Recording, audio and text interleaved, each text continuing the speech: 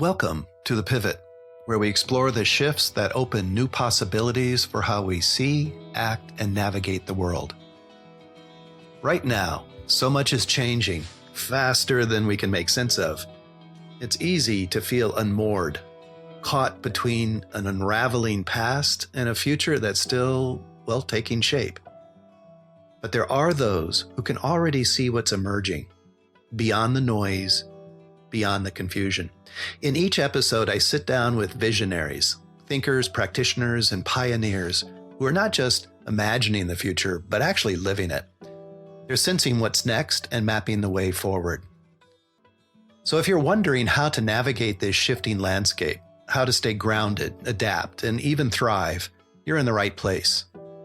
This is not about quick fixes or the 7 steps to be more effective.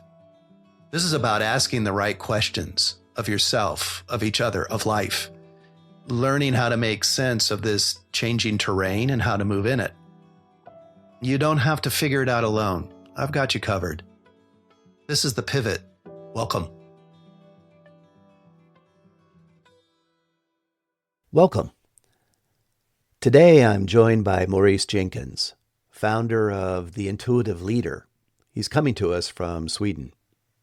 I've been following Maurice's work with great interest, particularly his programs on decoding intuition and his intuitive business network, where leaders come together to bridge inner growth with outer business results.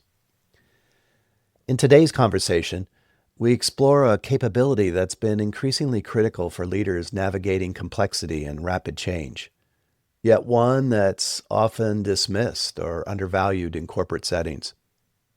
We dive into what intuition actually is, how it shows up differently for different people, and why Nobel Prize winners and high performers rely on it for breakthroughs that logic alone can't reach.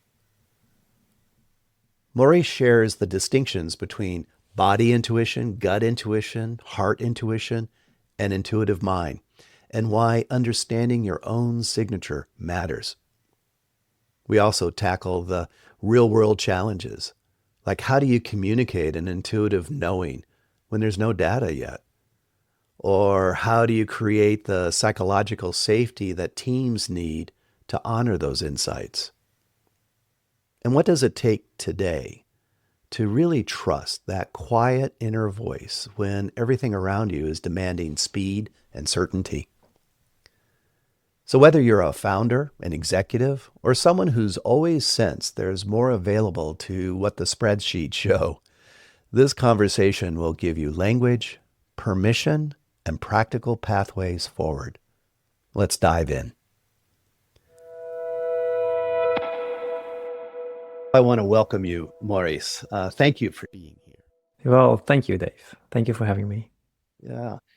You and I go back a couple of years, met in an exploration and training of sorts of working with intuition, both individually and with leaders, coaching clients. Yes. Yeah. So how would you like to describe yourself, maybe as an introduction and what you're up to? Well, yes, besides my name, Maurice Jenkens, maybe the usual data, born in the Netherlands, living in Sweden, married, child, dog, outdoor person, working with sales and leadership for many years, since 2001. So those are sort of the coordinates that people usually want to hear. Other than that, I would describe myself as intuitive. The name of my company is actually The Intuitive Leader. It's not just about me, it's about my clients, but I would describe myself as intuitive and with a strong interest in wanting to know something, wanting to understand something, and to connect with people and to understand the deeper layers of life. I'm usually not satisfied with the first superficial answer behind something. I want to know. I want to understand who we are, where we come from, what we're doing here, the whole philosophical "who am I" kind of thing. What got you into this? You said you're an intuitive, so your own recognition. But what took you to working with leaders in intuition? That's a long story. That's basically the story of my life. So that's I'm 50. So in short, I've always known, and I've always known quite literally, felt knowing. I've known always that this is something I'm going to work with. And when I say always, I mean from the moment I was relatively aware. So I remember I was 12 and laying at on my parents' lawn, if you like, at the grass, looking upwards to the skies and to the clouds. And I was actually looking at the clouds, and I can't describe it fully today, but I saw something in those clouds. And my guess is today I saw awareness or consciousness in it. And I've always been like that, not dreamy. I've not cloudy and dreamy. I've been very rational and grounded, to be honest, and very rational, even too rational often. But I've always known that this is something of interest. And later on, when I got older, I started to read books. I knew I'm going to work with this one way or the other. It's just that going from knowing when I was younger, let's say 16, 17, to where I am today, 50, actually working with it, that's a process. You don't, at least I didn't just start. It was a long, long, long, long journey of burnout, falling, trying to get up again, trial and error, and wanting to start my own company, but not knowing in what. And then I started my own business in sales coaching because I was in sales.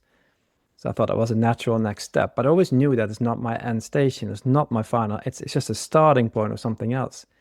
And gradually, Dave, you could see it as being unsatisfied. Sounds a little bit negative, but that nagging feeling that this is not it. This is not it. I've been trying this now for a while. This is not it. And then year after year, tweaking, adapting, something was disturbing me. And this is my intuition if it's something is wrong. I feel uncomfortable. It's not right. It's wrong. Don't know why, don't know what, but this is not the right way. And this is sort of how I've been navigating myself, like a little boat on high seas, being tossed around a little bit, knowing I had to go west, but still not, couldn't see the actual horizon or the final destination. And it's only since 3 years ago that I changed the name of my company and realized that what I'm doing, I'm trying to fit in higher levels of knowing, direct knowing, intuition, emotional intelligence, emotional knowing, intuition, basically, trying to fit that into a format doesn't work. And the format at the time was coaching salespeople, basically, or restructuring sales organizations. Sure. And I don't believe that it is wasted. I mean, salespeople and sales leadership are in dire need for this kind of stuff, reading the room, for example. But the essence of it, the knowing and to be receiving intuition and to not push, but to receive instead. The essence of how to connect to intuition didn't go well that well down that good with the traditional hardcore sales environment. Yes. And where it did go well down was with entrepreneurs, leaders, people that are running their own company, not necessarily big ones, but anybody that understands that I am my company and my own development, my own vision is truly important for how my company is going to evolve. So anybody ready for the inner journey, that's where I naturally ended up. And that's why today, gradually over time, this is the last 3 years, I'm telling you now, very briefly, that it has resulted, if you like, in a program called Decoding Intuition, helping people really understand what their intuition is, how it feels, how you can use it in different scenarios. I have a whole model around that, a whole method that is called decoding, peeling away everything that's not intuition, basically, from bias to fantasy.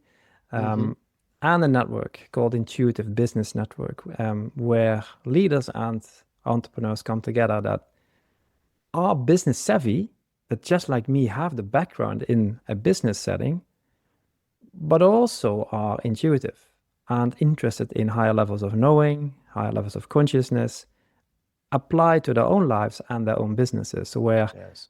basically inner growth, the inner journey and the outer journey of business growth merges. Yes. Okay. Thank you. That's very rich and very concise. I mean, that's quite an arc, right? Yeah, And what we have so many intersections here, both in our yeah. work expression, but in life. But the one thing that caught my attention right off the bat was you knew from the start at an early age. Mhm. And that's impressive. You know, that gets my curiosity, but I can see how you must have refined this over the years as you like you said, you tried things and not, you know, things didn't always go well, or you had to learn and Oh, yeah. adapt and evolve. Mhm. You know, so many of my clients, our clients, you know, we work in the same ecosystems. Leaders coming in, they too, like you, they don't need any more muscle development in the rational. You know, they're high horsepower in rational thinking.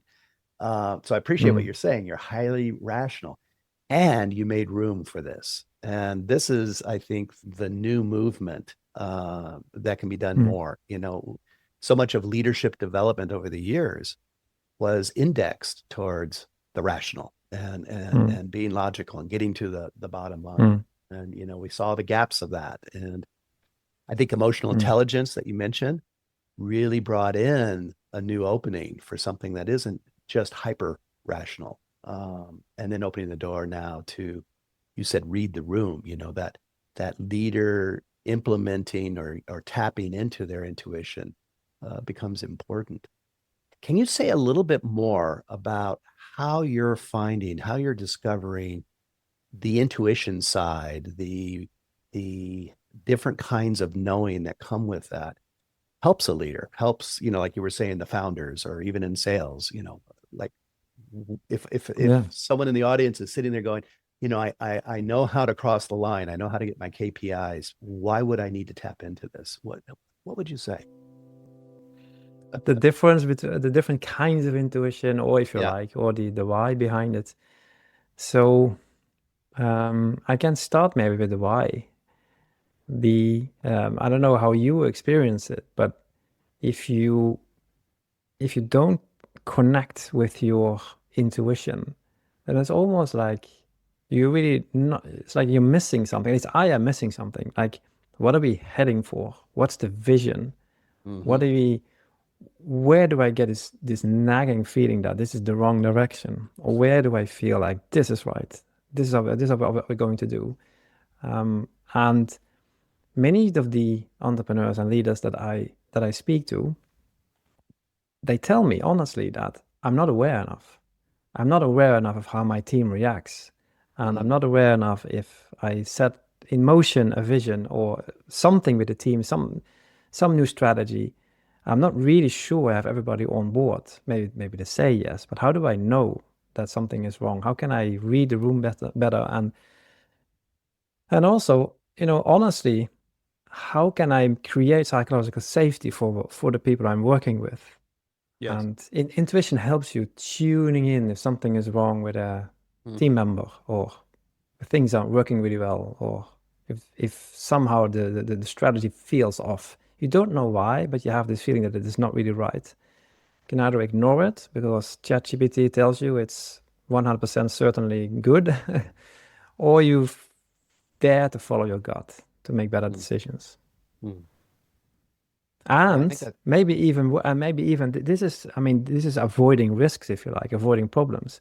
But there's also something else, that the easiest one is something is wrong. That's usually people usually tend to adhere to that, or at least are getting aware of it, because if something is wrong, it doesn't feel good, and people feel that Yes, somehow. that's right. That is the relative easy part. But where I notice the difficulty start. And for men and women, it's a different angle here.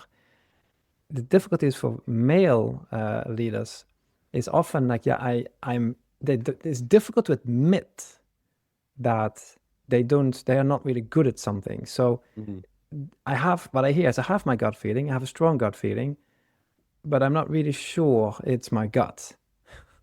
That's Yeah. like a contradiction in itself. And it really comes down to that, how do I know it's my intuition? And for that, you need to look inside and confront yourself with vulnerabilities and bias and visual thinking and masculine proudness and fantasy, maybe. Whereas female leaders often come to me like, how can I become stronger and more forceful in my leadership, which is connected to vision and strategy? I believe going to right is the best way of forward.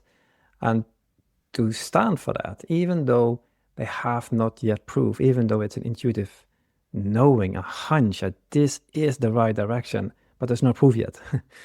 And men have less problems with standing up for something they don't have a proof for yet. It's masculinity, it's direction, it's forceful. But I'm not really sure that it's actually their gut talking or something else. Women are more in touch with that aspect, but aren't sure enough of themselves to actually push it forward. And both come to the same point. It's like intuition pulling you into a certain direction is usually out of comfort zone. Yes. Whereas intuition warning you of something is usually, well, saving you, of course, is trying to keep you safe. But the other part, following your intuition, that's the hard part. And that's where that's where people struggle. Even identifying, is this my intuition, and then believing it enough to actually act on it. Yeah, that's right.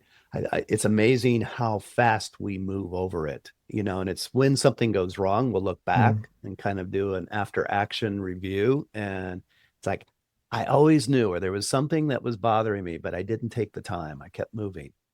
It so easily happens. It happens so easily. I don't know how you experience that, but the intuition is often described as a soft voice or weak signal. Yeah. But then again, if you're on it, it's not weak at all. If you're on it, if this little current in you, this string is vibrating and you can feel it, you know it already.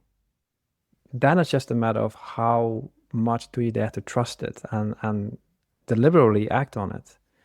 And not allow the logical mind, the fearful mind, override it. But yeah, so it easily happens. Yeah.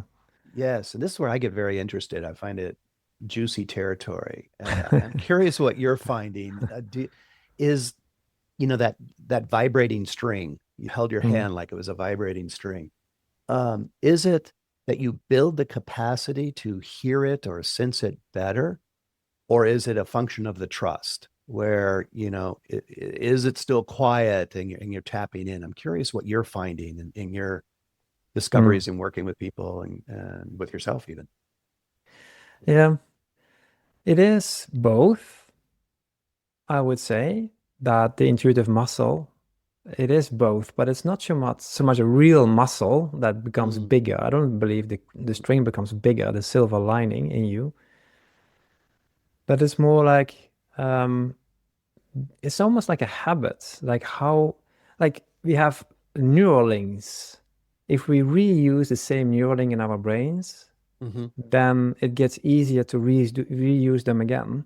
That's if right. we do it too much, we have this habitual loop thinking. But if we never use them, it's going to be really hard to start using them. And that is a sort of the neural links that are being activated in our brains are different than the neural links that we activate in our logical mind. We do logical reasoning. Yeah, I see you're nodding. So yeah, so that already says it, that following intuition or listening to intuition or getting that burst of insight, that moment of awareness, that light bulb moment, when it's really strong, you can't miss it. But when it's not fireworks, when it's just a little bit, it's a little insight, just something to tweak you in the right direction. That is where I think where you came from last time. And it's a matter of practice and daring to make a mistake. Oh, I followed my gut. I thought I was following my intuition and it didn't work out as I had hoped for. All right, that may happen. Allow that to happen, because then that is also calibration.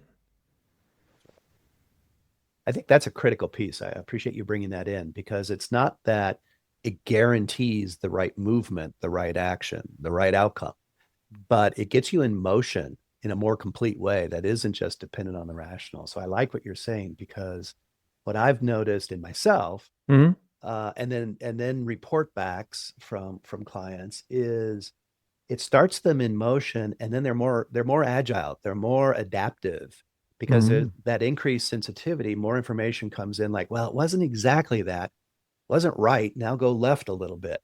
So there's a course adjustment that's enabled. Yeah, that's a nice way of putting it.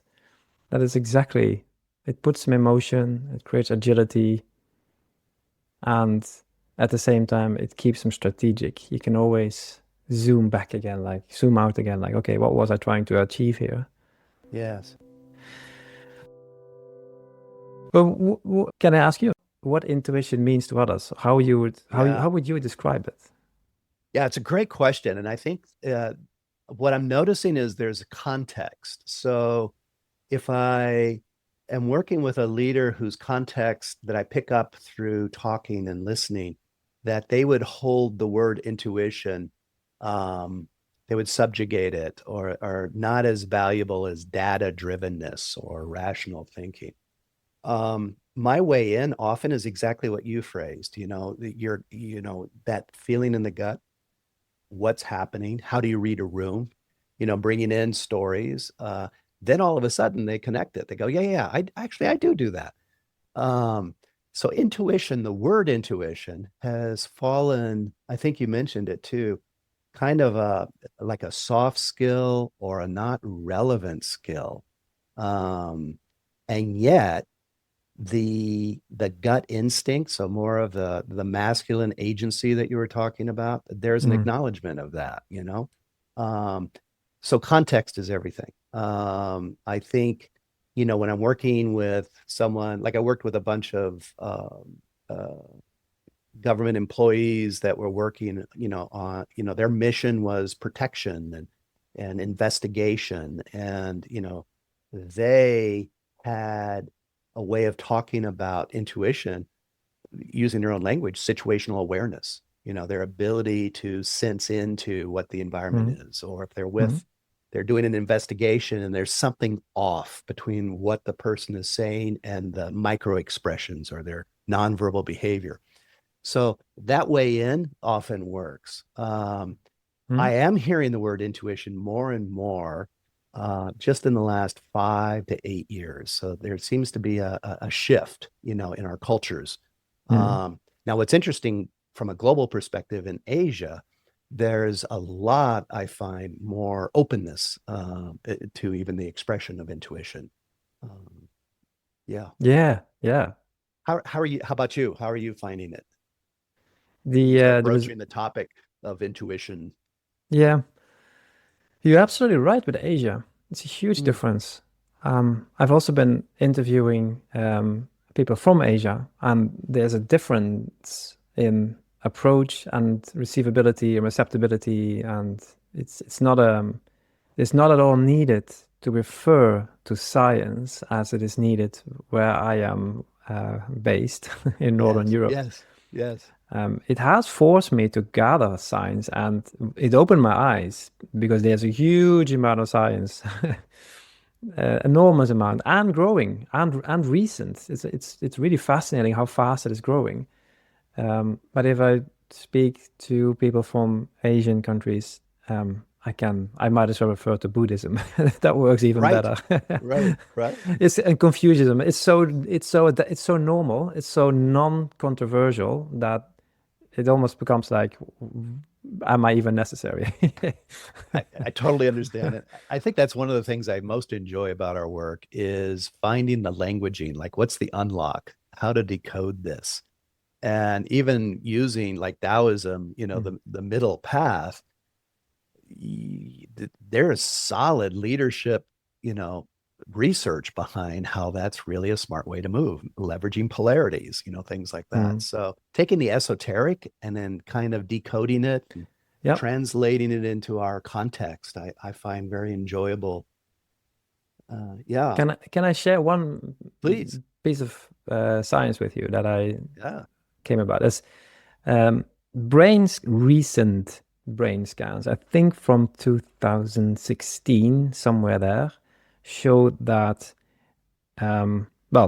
first of all, the different neural links are activated for intuition compared to, for example, guessing or rational thinking or being primed. So the neural links are different for an intuiting moment, but also that for intuition to come through, or for those neural links to become active and to light up the brain, because it's literally a flash that the brain lights up. It's not just one part of the brain, it's a whole brain event. There's also dopamine event, so the dopamine gets created. So that explains why we get energy from a good idea. But also, this is really fascinating, is that crucial parts of the prefrontal cortex are being quieted, deactivated, which means, in normal words, stop thinking. Yeah. Blank the mind. Yeah. Which connects to mindfulness and the Buddhism, and the idea of silencing the mind of logical thinking, just for a moment, to allow new neural links to get activated. That's exciting. I love it when science catches up to the wisdom traditions. Yes. That's useful. I think, and that fits in well with some of the work I'm doing around, I'd be curious your reactions, to expand that capacity for intuition, the imaginal. Sometimes I'll refer to it as the non-ordinary. We're tapping into those parts. And again, as you mentioned, the science just in the recent years has become very exciting around neuroplasticity, the ability to build new neural pathways, to your point. And that's led me to doing more work with clients with dream work, working with breath work, plant medicine work, to where there's an expansion of some of the very capabilities that you're talking about, which I'm finding enhances the receptivity to intuition, the creative impulse that comes, with that. It's fascinating work, I find. Yeah, it is. It is. And there is this stigma regarding intuition. And I can also honestly share with you that I've been thinking quite often in the last years to,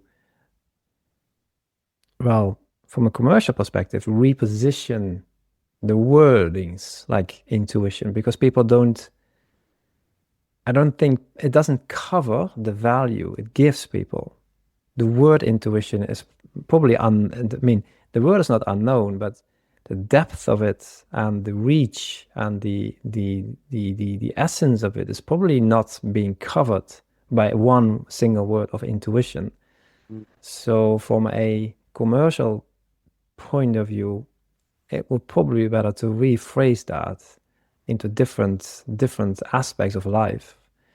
But I haven't been willing to do that yet, because it gets so common, it gets so mundane. And I don't want to sound like negative, but like better decision making, or better strategizing, or better possibility to stay calm in hectic moments, easy to navigate uncertainties. It's all true. It's all truly connected to intuitive knowing, which is connected to self-knowing, and it's connected to your own higher knowing, your own consciousness, levels of awareness.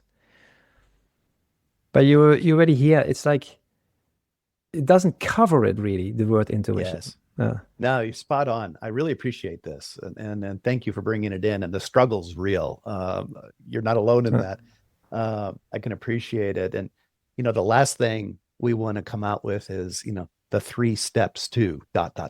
It's just so overdone. I know, but Dave, I have it. Yeah. I have the 15 steps. But this is also true that, I've identified like 3, I'm falling right into the trap now, but they are true. 3 main categories, how to first how to intuit, then how to decode, and then how to act on it. And I've struggled quite a lot if I should have act on it in it, but it's an essential part of it, because once you're acting on your intuition, you get this immediate feedback, Yes. the calibration with reality, if you like.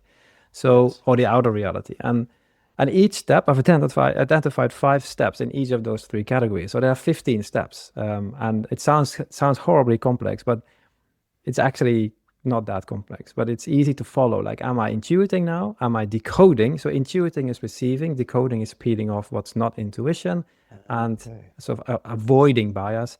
And acting on it is integrating it with both analytical skills, but also with actually doing it. And so, yeah, I'm back to that. But it's yeah, I don't know why I want to say that, but it's I'm glad you brought it in, Maurice. Joking aside, and my joke was more about the tendency to, when we're trying to describe something, it becomes mediocre, it becomes mainstream. But what you're doing is far more important than that. You're giving a structured access, which I think is critical, especially in our context, working with leaders and founders and entrepreneurs who have been very reliant on the rational. And this, giving a structure and then having it be logical to go in will enable the rest of the system to open up. So I think what you're doing is really important. What would you like to share if someone's listening and, they're getting a sense of, boy, this is something I'd like to develop. Can you give a flavor? I mean, I know you have an entire process and want to respect that. But what does it mean to actually tap into something? I might be out there thinking I have to build something in me, or is it more of rediscovering something I just haven't been able to tap into before? Yeah, that's a good question. So I can share with you what I do. I have a morning ritual. That's I have a lot of rituals, Dave. But I have one. I do too. It's getting to the point that I need more time in my life just for my intuitive, emotional. Well, to get to emotional knowing. Well, I maybe should take a step back. What I see with my clients is that clients don't always feel. They would say the word feel. I feel, they say, this is right or this is wrong. And then I ask them, okay, I describe the feeling, and then they can't.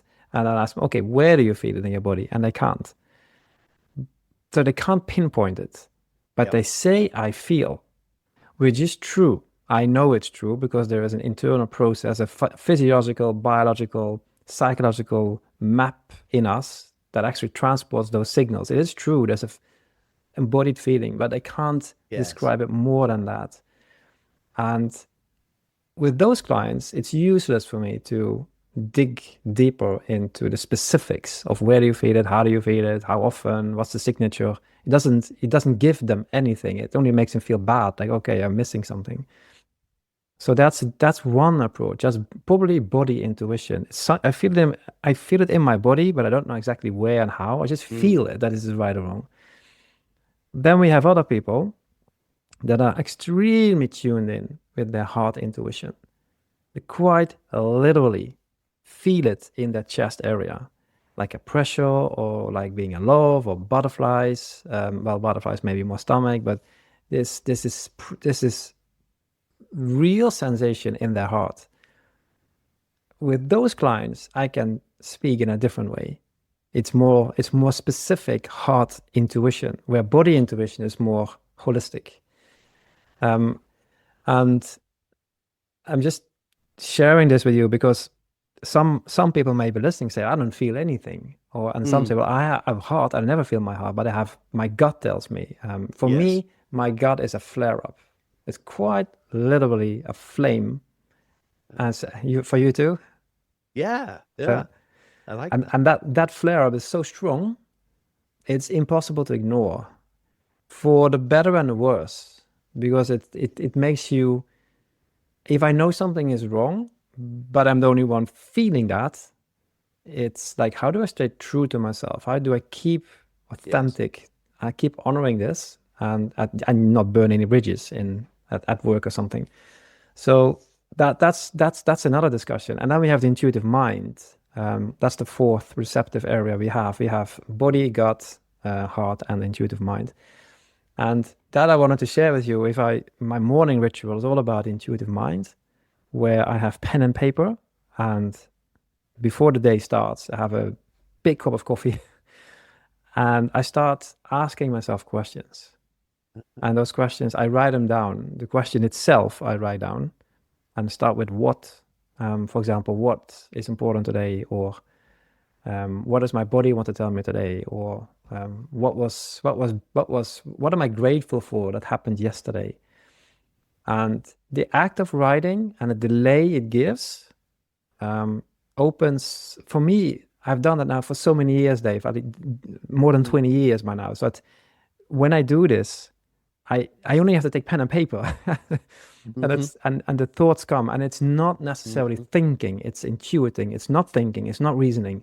I just listen to what my body tells me, and I listen to a thought and how that resonates. If it resonates with my stomach, if there's a flare-up, if it resonates with my heart, if my body gets excited from it or drained. So I listen, and I zoom in on words, and then I ask them, what does that word mean? Or what should I be aware of today? What's important today? What's strategic? What should I skip? So it's really a way for me to zoom, to tune in into myself, into the day, Yes. and to stay strategic during the day. And then it ends up with a little list of 3 things that are absolutely key today.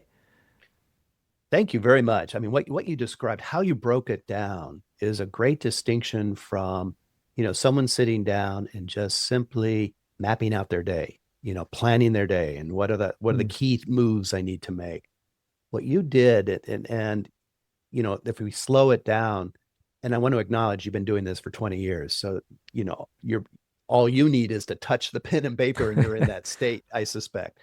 But in the beginning, it's how do you start accessing that? And you gave some real key indicators, and that is checking in with your body, checking in with what's going on. So it's not just a cognitive exercise. No. And then what you said at the end of a couple of things, the act of writing the questions and building space in and pause to allow things to flow. That seems to be a key piece. Another key piece is when you were looking at what you wrote, and many don't, they'll write it out and they kick it off, and then it's a checklist. But you went back in and checked for resonance, like what word jumped out and had significance. And then that was almost like a doorway to step into, okay, what's important about this? And so the product of what you came out with, as I was listening to you, my imagination was this was almost a living, experience that would hold you, through the day or through, whatever event you're doing. It's quite potent. It does. You are summarizing it really well, and it is living. It is keeping me. It holds me, and Yes. time allowing, I look at my little piece of paper, what I've been writing down, and encircling and questions and all that. And sometimes, or not sometimes, quite often, it's about unclarity. It's about sometimes just wake up with this feeling that this feeling that something is not right. I don't know what it is, and it doesn't have to be something big. It's not about the end of the world or something. It's like, what is this? And I ask, what is this? What's nagging me? What's trying to get a hold of me? And it doesn't always. It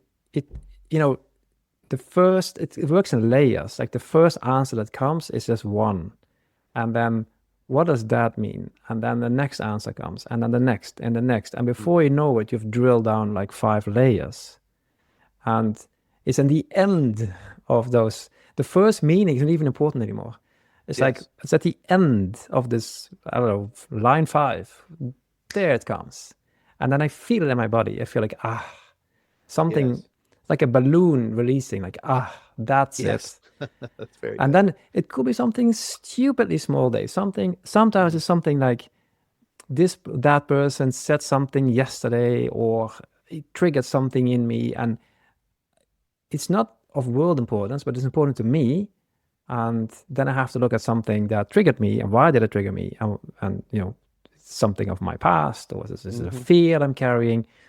And then, funny enough, often what is important during the day is probably connected to what I was afraid of, or what was the emotional blocker. And it's releasing. It's releasing tension, and it makes me better prepared to face whatever I have to face that day. It's integrational work. Yes. Constantly. But Yeah. I appreciate how you're bringing in the personal on this, because often, when we talk, or, the guests that you have will speak to intuition and leadership, there's a concentration, an emphasis on, how to move, how to navigate, how to be out in the world, leading your organization, which is all valid and very important. But you're bringing in another aspect that I think is underserved, and that is our own internal hygiene, our own ability to be resilient, to be full, to be all there for our people, for the organization, for what we're doing in life, for ourselves. And so tapping into the intuitive side and doing exactly what you're describing, even with what you spoke of as little, flare-ups or brush points that are, again, entry points to what do I need to resolve? What's nagging at me? I think that's just an important piece. Yeah, it's like when you are running a team, or if you are working with others, are you working from your own blind spot that others can see? You are less effective as a leader. They may fear you, they may intellectually respect you, but they see your flaws. And what I'm trying to do is remove some of those blind spots, or reset myself and allow myself to admit to myself, at least, oh, that wasn't the right reaction yesterday, or here I came short, and the person in my team actually was right, even though maybe the personal style of a team member may not be nice, but on content the person may have been right. And right. That's right. you get so much more humble and effective as a leader then. And why this comes up often is that if you want to follow your intuition, which is really about making the right decision and going forward in the right way, and the ability to read the room in real life to create safety for others, so people can actually perform in a normal way, it's being shrouded by these recurring fears and must-haves and imprinted behaviors, like I must be a certain leader, or I must be a certain salesperson, or I have to be in a certain way, because somehow you believe that has been expected of you. That's your view of image of doing it right. Whereas if you would be able to see through that layer, you would access something deeper that is much more better, probably. Right. And your intuition this is the thing. Now we're getting to it, Dave. Thank you for your questions. The intuition is trying to constantly not just give you hunches, but convey a deeper truth or a higher truth. That's the thing.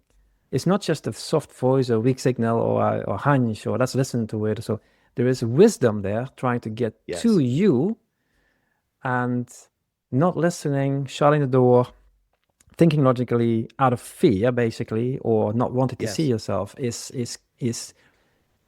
preventing your inner wisdom that you really have to come through. Yeah. Now, absolutely. try to put that in a commercial ad. Not easy. Well, when we do, it'll be great. Yeah. I mean, I think you're spot on, and working.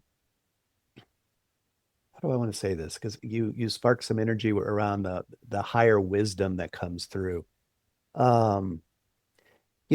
My perspective in working with people has changed over the years. And, I used to, when I would coach a client, I felt responsible for helping them achieve what they wanted. I saw a gap that was to be closed. So there was always in the background this little arrogant operating system of something's wrong that needs to be fixed. Mhm. And once I caught onto it, it actually was through doing more work with my intuition.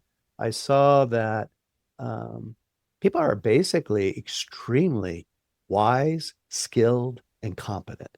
What's happened is through, growing up, the hard knocks that you were talking about, the way to cope and navigate, we've created blockages, we have forgotten capabilities, and my job is more of kind of like the quote that's given to Michelangelo, like David already existed in the marble. His job was to chip away the marble until David was there. And Oh. that's Mm. really been a shift for me in how I hold. And what you just brought in is your work and our work is unblocking some of this and tapping into that higher wisdom.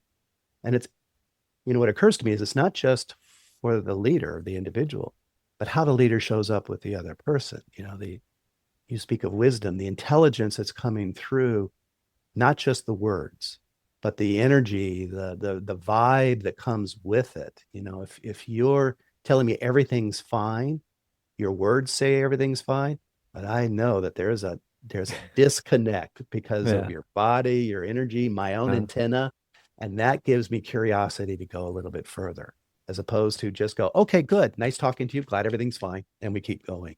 It's like, Yeah. here's a time to slow down. Here's a Yeah. time to get curious.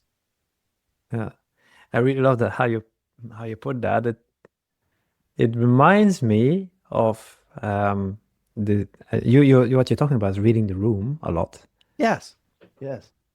And if someone, I'm sure you've heard that story that the team is sitting there and then let's say the manager leaves the room and then afterwards they will say, well, the whole atmosphere changed when he left. Yep. Or the other way around, like we already heard him coming, and Yes. you can feel the room stiffening just by That's right. that person on his way in. The temperature And, changes. yeah, and you just don't want to be that person, right? That's right. That's exactly right. And therefore you need to embody, like you say. Yeah. Well, I've been enjoying your podcast, and you've been bringing in a lot of experts on this, and I'm curious, what are you discovering? Like, do you have a sense of the lay of the land? I mean, we're going through so much change, fast change, layered changes. It's hard for leaders to go back to what used to be best practices. They need more Mm. space for creativity and the emergent. I'm curious what you're discovering, what you're seeing out there. Yeah. Oh gosh, a lot. Mm, Really a lot. So the interesting thing is that the first question I always ask is like, what is intuition to you? It's very rare I hear twice the same definition. mhm. Everybody has his or her own version of it, which is fine. But it's interesting to see that people have a very different approach to it. That's the first one.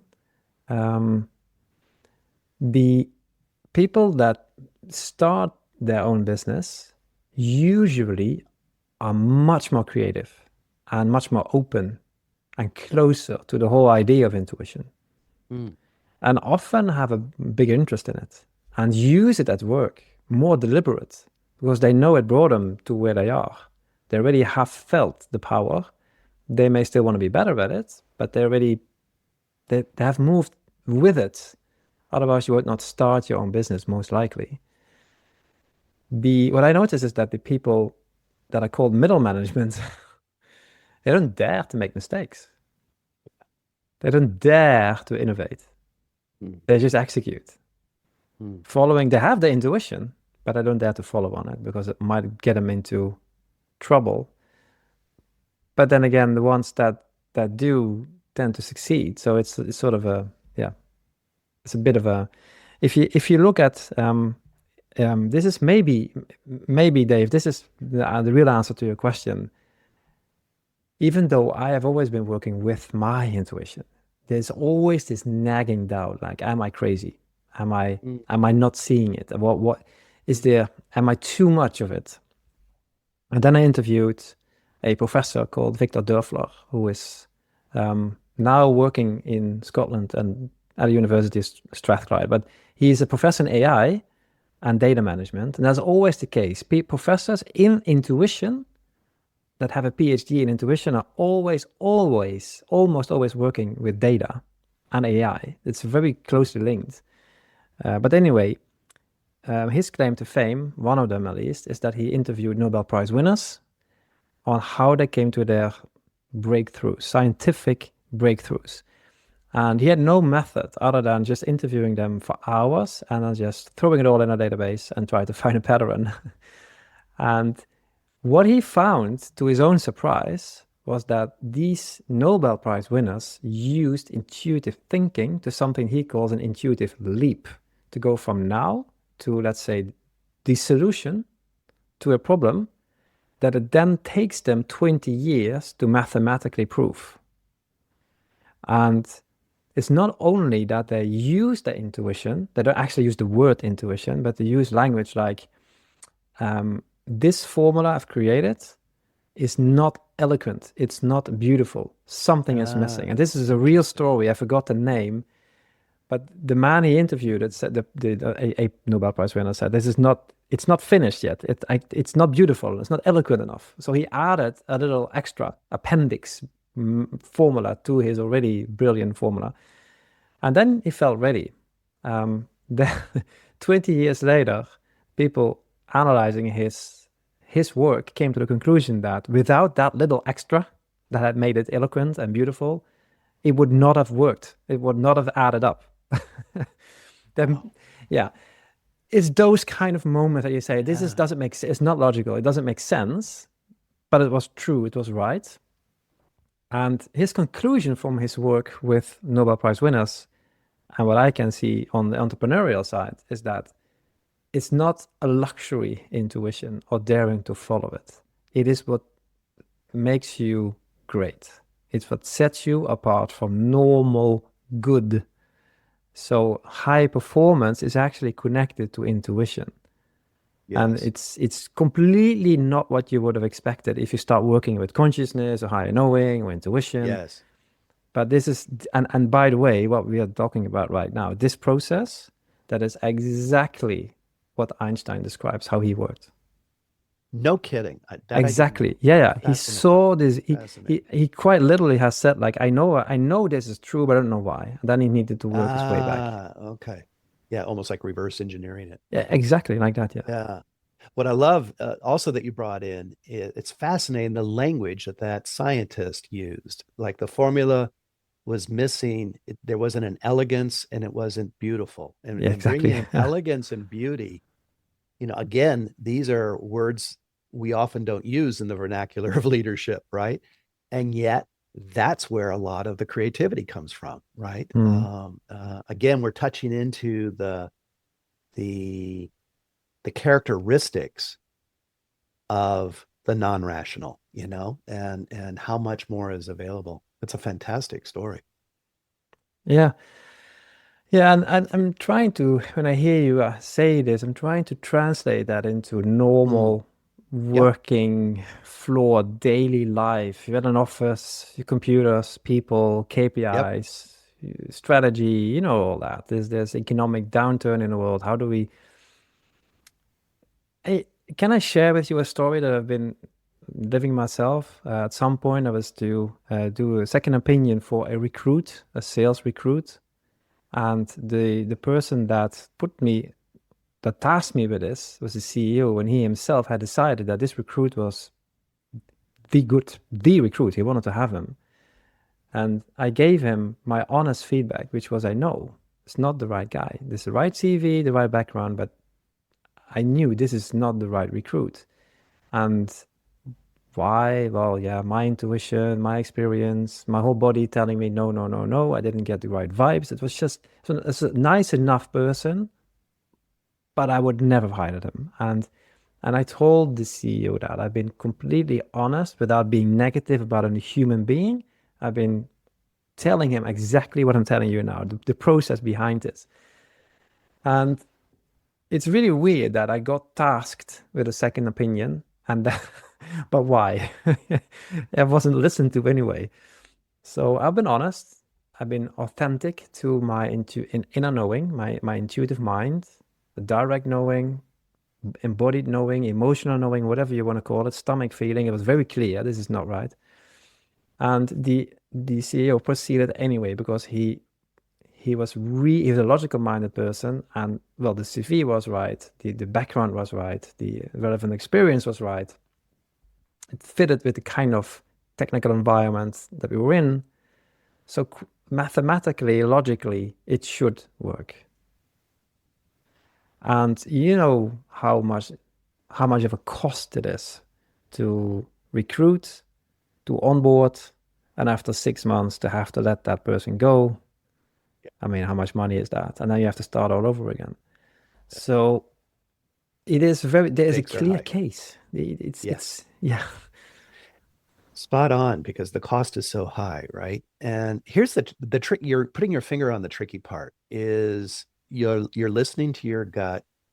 You're listening to that antenna that's receiving the intuitive flow of intelligence or information. How do you communicate it? Right? So, like, because you can't fall back on data, you can't fall back on proof. Nope, it hasn't happened yet. Exactly. And yeah, exactly. So this is where, I know that in my work with clients, this is where courage comes in, timing and context, starting to then tap into, like, I remember a homicide detective was very good at, he would have a hunch, his intuition about something.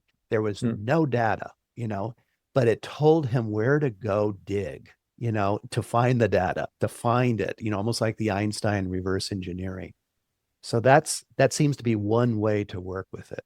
But, as your story illuminates, often we'll sit with a knowing, but we're communicating it into a system that doesn't acknowledge, gut. Exactly. It needs data. This is the challenge. This is the rub.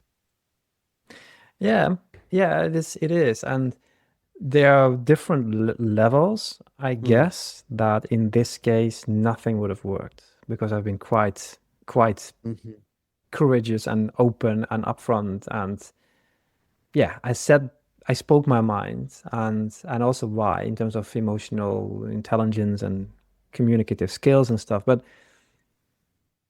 at some point, maybe if you are sitting with the knowing, as you phrased it, and you can't argue with someone that is closed. You can't argue with someone that is, if it's a logical minded person only, she wants data, and that data hasn't happened yet.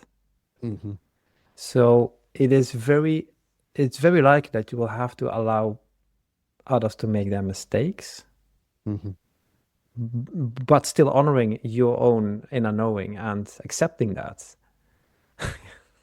It's an extremely non-sexy answer.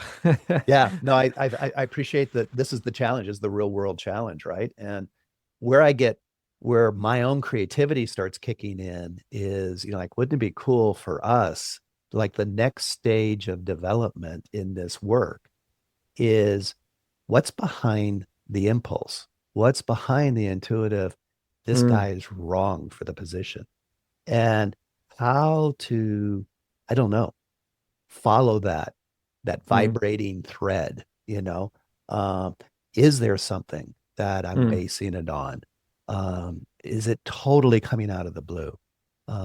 Because what I discover, not all the time, but sometimes, there actually is some data. There actually was something that I didn't pick up maybe with my typical rational way of thinking, but it registered, it landed. And it just creates a funny, squishy feeling that just won't go away. But if I can take that apart, I will sometimes find, not like the proof of something that I feel bad about, but enough to start asking follow-up questions, or enough to do more. I'm thinking about that detective. So that would be an interesting path to follow, what's behind that curtain. Yeah, you're spot on. And actually there was that kind of data. In this case then, person changed jobs a little bit too often, and his references were polite. So Yeah. for me, that was like, I mean, this is a Yeah. no-brainer. All warning signs Yeah. were on, but it didn't bite. It didn't bite because the Yeah. person in this case, the CEO, had his mind already made up. Yeah. You're dealing with another dynamic there. Yeah. Yeah. For But you know sure. what you said earlier? I mean, this I strongly believe in this, and I hope it's going to be future leadership. It's like if you and I, and let's say 3 more Daves and Maurice, if we were sitting in a team, 5 or 6 in a room, and would have to make a decision, and let's say I'm really begeistered and all in, I want to go and spirit it up, and let's go right and let's move, and everybody is clapping along, and then you all of a sudden say, wait a minute. I've got this squashy feeling, as you say it. I'm not really convinced. There's something off. I have a bad feeling about this. I mean, we're sitting there as a team of highly intelligent human beings. We are there to do our job. We're not there to, I don't know, eat bread. We are there for a reason. If anybody in that team heightens or raises a red flag and says, wait a minute, I've gotten something here. I mean, there's something called collective intelligence. Yes. It should be a no-brainer. Wait a minute, you have a red flag. What have you seen that I have missed? There you go. That should be Yes. it should be in any team leadership course, That's right. educational program. Like, what do you see that I haven't? Spot on. I mean, I think Maurice, that's a highly functioning team, right? That values all the different intelligences, right? I've had the occasional privilege of working with teams that do that. They've learned to trust that when someone goes, I'm not here yet, something's off. It's like, okay, let's slow down. Let's take time. What are we missing? Um, you know, a couple of areas where they've done this well, where they've almost institutionalized that is emergency medicine, surgery, so the medical field, first responders, special forces, those kinds of dynamics where it's chaos, fast changing, you need to be calm and collected, but there's such an inherent trust in the team that when someone goes, something's off, I don't know it yet. I don't know yet, but something's off. That'll slow everybody down. And that kind of operational agreement in a team is highly effective, to your point. Interesting. Yeah. It's very interesting. And so what I haven't said to you earlier in the beginning is that now and then, every now and then, I work with psychological safety for teams and leadership. Yes. And it's the prerequisite. If there is no psychological safety, people will not speak up. Sure. That's true. So it's it is connected. Link. Yeah. Yes, exactly. You're making an important link to, something like intuition, something that is not rational based. There's a fragility to that. So if there's not safety in the room, our own hesitance to bring it up is going to be amplified. Yeah.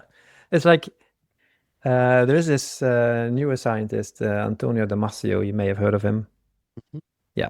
He has done, he's probably one of the most quoted neuroscientists globally on consciousness. And one of his findings is that if you would have brain work, like data points in the brain that are not connected with an emotion, not connected with a feeling, or let's say the amygdala is not working. So people that have amygdala problems, they can think, but they can't feel. They lack context. The emotional context paints the data in our brains. And what he has been able to show is that people with problems with the amygdala and problems with the emotional context are unable to take decisions. So if people say feelings get in the way of a good decision, they absolutely, completely contrary science. We need feelings for the context. And if people say, I have this feeling that I don't trust this, or I have a bad feeling about this, you better listen. Yeah. You're raising the eternal contradiction that, in the workplace, we have been conditioned to, check our feelings at the door. Yeah. We don't Yeah, bring them great in, idea. and yet that's critical, right? Yeah, yeah, leave them outside. I will take them Yeah. later again. Yeah, so dysfunctional No, work please. setting. Yeah. Yeah. Yeah, absolutely. No, and gosh, there's so much we could go here, maybe another time, but Yeah. the whole relational space, the intelligence in the collective space that you were starting to Yeah, touch I in, love that part. I really love that. That is the future. Yeah. that's where a lot of juice is. And I find that that's even changing leadership development, individual personal development, because, we've traditionally thought of it as a solo event, like Yeah. the hero's journey by myself. And it's like, no, we need each other. Just Mm. the space between you and I in this past hour has come alive, has informed both of us. That's far more than what you would have brought and what I would have brought. Yeah. Yeah, yeah, absolutely. Yeah. It's the connection and the one-on-one is three elements. Yeah. That's right. That's right. Well, what would you like to say? I would love to hear about the work you're doing, the programs that you've developed. They're emergent, I know. But yeah, how would you like to describe what you're doing with leaders, and what excites you about this? Um, yeah. So towards the corporate, Mhm. my work is mostly regarding, well, it's called the program, the offering is called high performing teams. And it's really about creating the psychological safety and the trust as the sort of the bottom line, if you like, from where we can start pushing. So we push nowadays without having either the safety or the trust, and then it just becomes like whipping people, but with trust and with emotional safety and psychological safety. There's a very big chance people actually tap into their motivation that they otherwise lack, or and connection with leaders. So that's one. And towards individuals, I work a lot with. It's again high performance. The umbrella is high performance, but then it's around how can I get better at taking decisions and showing up authentically as a leader. And then we go down to decoding intuition, the program. But it's really the method. The method is Yes. decoding intuition. The essence is staying more strategic and feeling comfortable with high levels of uncertainty and still trusting that I'm making the right decision, trusting myself. That is basically it in essence. And that comes in different ways, Dave. It comes in mentorship, coaching, programs, group sessions, one-on-one sessions. Yeah, a year program, half a year program. It all depends on how people want to work. Yeah. And a network. And that is a very important one because this is what I hear. And to be honest, I started this network because it's the network I was missing. It's still a business network, but we have these kind of conversation as well in it. So it's not just like KPIs. This is what we are doing right now. And people are missing that. There's a lot of, I was going to say lonely Yes. leaders, but people Would agree. that don't feel they can't have these kind of discussions professionally with anybody without looking weak. Yeah. They're afraid to look weak. And in our space, IBN, Intuitive Business Network, you're not weak at all when you talk about this. It's normal. Yeah. That's fantastic. It's so important to have that capacity to come together and have a tribe. Because what I see over and over again is that shyness, that hesitance to come in. You don't want to be misinterpreted, misunderstood. And then the recognition, oh, I'm not the only one having this challenge, or I'm not the only one in this. Because you're right, there is I find a sense of isolation, especially at top leadership. But even just the common experience, like I remember when we connected, it's like, we're interested in this. What are you discovering? Oh, this is challenging. This is hard. It's like, oh yeah, okay, I get it. Someone else is doing this as well. It's not just me. That's an important piece. Yeah, because if somebody comes from an intuitive mind, if you like, or from, let's Mm, say there's an intuitive hit going off and the neural links are starting to connect and you're having this blast, you're having this insight, and then the first words are forming. It's not like in the movies where the hero all of a sudden says, I now yeah. I know it, and now that's 100% right immediately. It's intuitive language is searching, it's creation in process, it's the wordings are different. They're not finished thoughts. It's like, have this feeling that it could be like this, or I'm not really sure why, but I believe we should do this and that, or why don't we look more into this? It's like Mm, searching language, which is the opposite of a the end of a analytical hmm step-by-step reasoning process, which comes in ready chopped up packages of information that people can digest, and then we make a logical decision, and it feels so good because it's so packaged and bordered and methodized and safe. And of course, in a meeting room or in a boardroom, if you come from the intuitive angle, you're not done yet with your process, yeah. where you have to compete with people that are already rechewing stuff that has been decided already for 20 years ago. And no, over exaggerating, but Yeah. and this is why it's so important to give space to this intuitive moment. That takes I mean, at least for me, it takes a while to get to the emotional knowing of it. And then I can allow my analytics and my analytical skills, my rational mind, to process it, to put words on it, and to package it, label it the right way. And Mm, then people can make a decision and say, oh, good idea. mm, mm. But when it was not finished yet, when you are intuiting in the now, in the moment, Yes. doing a meeting, when you have to make a decision, it looks weak. It looks not Yes. finished. It looks vulnerable. People don't do that. Yes. This is such an important piece. I really appreciate this. You're bringing in, like, as I'm listening to you, almost like a new vocabulary that helps me. Like when I'm having those words myself, it tells me I'm in that zone, if you will. Yeah. But also, if I hear it on my team members, so if I hear Mm. them with that, what I would have categorized as tentative Mhm. or not confident or Exact. wobbly, Yeah. that would be a trigger for me to slow down.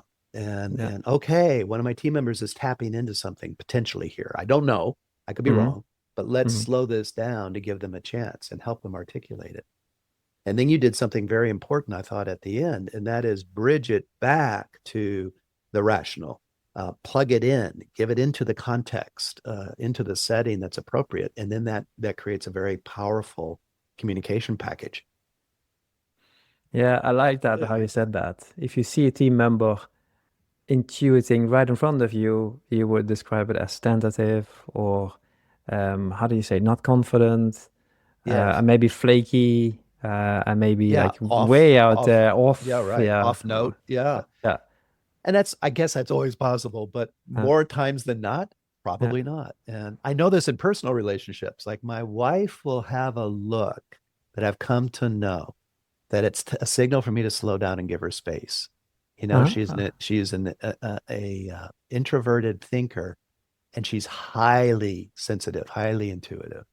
And so there's a look that I get and a slowing down of her own responses that I've learned over time to give more space. And it never goes wrong. You know, it's always allowing more to come in. So Mm. what you just did is help me um, capture that I knew my own intuition was picking up on that with her. But in a leadership role, in a team environment or with a client, the language of this opening of intuition is really, really quite powerful. Yeah. Yeah, you know your wife. You've gotten to know and of course respect each other's Trust. strength. That's right. Yeah, That's trust. right. Yeah, Psychological safety. Yeah, yeah. that's right. Because Yeah. in high performing teams, that's what I see. They wouldn't pronounce it the way you do it now. They wouldn't put these Yeah. words on it, but it's Sure. like, oh, you mean Henrik? Yeah, well, he always needs time to think. Yeah, right. He'll come back later. That's right. We know They have Henrik. different ways of saying it, but they accept each other. Yeah, exactly. Exactly. Yeah. So And sometimes what humor helps it as well. and Hugh, oh yeah, Yeah. male jargon that helps a lot. That's jabbing each other, but it's like there's Yeah. respect in it. Like okay, yeah, That's right. he's just as Like it. he is. Yeah. We often go to sports metaphors, but it's true. This does show up on the playing field pretty well, doesn't it? A good, healthy team that is supported, has psychological safety, has really gelled together. They do this, right? And they make room for it. It's interesting. Yeah. Yeah, if I am it's just sort of a, I don't know, if people are listening right now are wondering like, okay, Yeah. how should I frame it then? So Yeah. if I feel cornered in the sense that I am supposed to make a decision or speak my mind or have this fast quote, the leader on the run, but I'm not there yet. My emotional knowing hasn't caught up yet. I'm not feeling comfortable with saying anything right now because I'm sure that I don't know at this point, but that I will tomorrow. I will just say that, okay, I need to think this through. I need to think over. I need to sleep on it, and yeah, that has come. It has led to some funny moments in life where when I was still employed and still sitting somewhere in an office, and then a colleague came to me and then wanted to hear from me the answer of a question. And then I said, "Oh, is this not the right time of the day? Should I come back tomorrow?" Because he knew that Brilliant. I need to sleep on it. Yeah. So normalizing that, right? I need some Yeah, time. Let me get back to you. Yeah, that's really yeah. good. I think that's an important piece. But you have to say it the right way. You can't say you have to Yes. go home and intuit. Yeah, right. I have to That's right. think this Not yet. through first. Not yet. I have to reflect on it. Well, listen, I've really enjoyed this. Yeah, I think we've likewise. gone some interesting places. You described some of the projects that you're on, the programs. Is there anything else you'd like to add? What's coming up or what you're excited about or exploring? Well, I am excited about all of this, to be honest, and Mm, it's really nice to speak to you and to to to connect this way. And I can. What makes me always a little bit extra enthusiastic is about the art of reading the room mm, and quite literally reading the room, looking at people, looking at dynamics. I do that all the time, even if I'm not supposed to do it. It just happens. I just love it. Dynamics between people, yes. and if you do that long enough, you can actually start. I don't know. I'm not going to say predict the outcome of certain situations, but you become so aware of the conversations we are not having. Yes. Yes. That's right. But that's everybody's having it, but it's not the silent conversation. Yeah. And that's I just love that. I don't know. I Ah, think that's where it started with me. Now we go. okay. You asked me in the beginning, like about my Yeah. story. I think that is where it started with me as a child. I've been Usually people read the room to create predictability, to create own psychological safety. Haven't always been growing up in a psychologically, emotionally safe environment. I think that's where it started. Yeah. These antennas were on high alert constantly. It can be too much, but it has sharpened the soul, if you like. And Yes. that's but now I use it, but the goal is different. The goal is no longer to create psychological safety for myself. It is to create that psychological safety for others. And that is something that is, I believe, a crucial leadership role. Mm. If you can do that, we can free up so much capacity and yeah, happiness. I can really hear your passion in that. And I share the origins of that. So that's where it Okay. came from for me. I can relate to that. And I think it's a critical, maybe more than ever, a critical pursuit. So, follow that. I think there could be some new ways to talk about this and make it accessible to people. I think, the times we're in with the amount of change that's going on, that's not going to stop anytime soon, that resilience, that psychological safety, the ability to get more information is going to be critical. So you're Yeah. doing good Yeah. work. Thank you. Well, you too, Dave. Thank you Yeah, for putting the spotlight on these topics. yeah, absolutely. It's juicy. If people want to get a hold of you, what's the best way? Well, the best way is to either go to my LinkedIn page, it's Mhm. simply Maurice Jenkins, or go to my website. It's intuitiveleader.net, just to make it easy. Very good. We'll put all this in the show notes too. So Yeah. Yeah. so people can connect with you. Yeah, and if people want to hear more about the my interviews with others on this topic, then there's also my podcast. It's called the Intuitive Leader Podcast. It's left and right, audio, video. Yep. I'll put that in there too. That's excellent. Great. Well, thank you, Maurice. Well, thank you, Dave. Very nice speaking to you. Thank you for inviting me. Absolutely. Take care.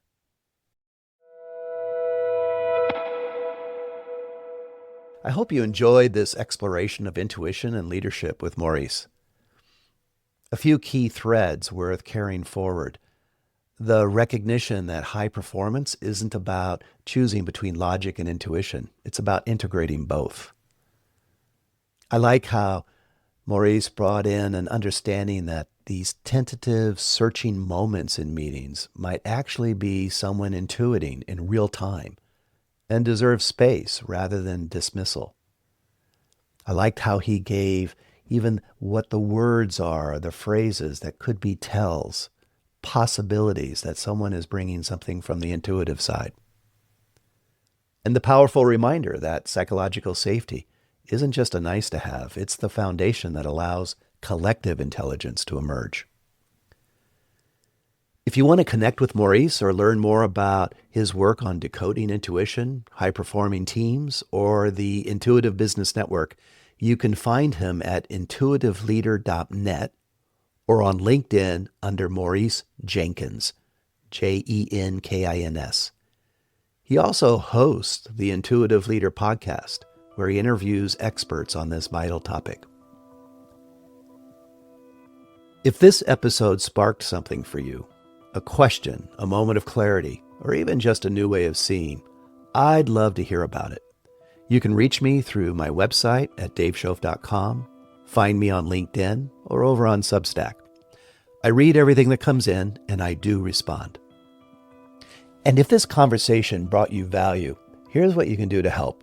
Leave a review. It matters. Hit subscribe, or share this with someone you know who's ready for their pivot. This work is meant to reach people who need it the most, and you're how that's going to happen. So thank you. This is Dave Schoof of The Pivot. Go well.